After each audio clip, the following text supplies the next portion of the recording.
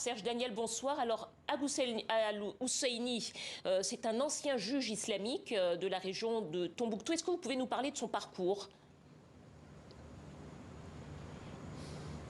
Ah oui, Ouka Al-Husseini est d'abord un maître d'arabe. C'est un enseignant. Avant la prise du contrôle du nord du Mali par les djihadistes, il était un maître, il enseignait l'arabe dans la région de Tombouctou, mais il vivait également de consultance juridique sur la base d'islam.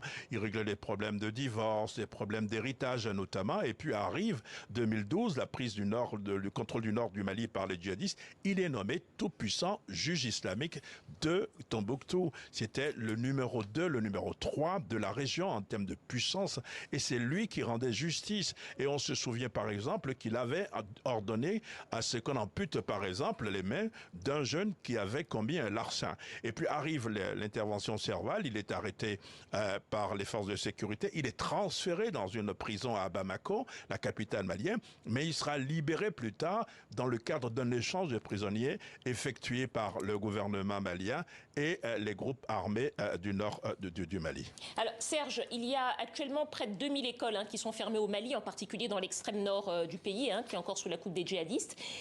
Quelle est l'importance de cette requête et est-ce qu'elle peut entrer en vigueur ?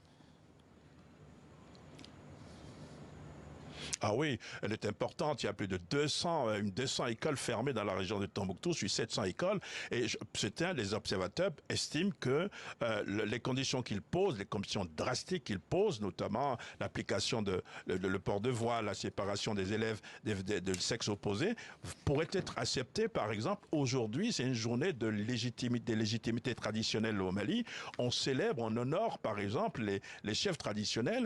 Et à Tombouctou, parmi les gens, les personnes qui ont été honorées, il y avait Ouka était là, habillé en blanc, il était honoré, on lui a remis un diplôme de reconnaissance et c'est le gouverneur quand même de la région, le représentant de l'État. Donc on peut penser que l'État localement peut accepter ce qu'il demande. Merci à vous.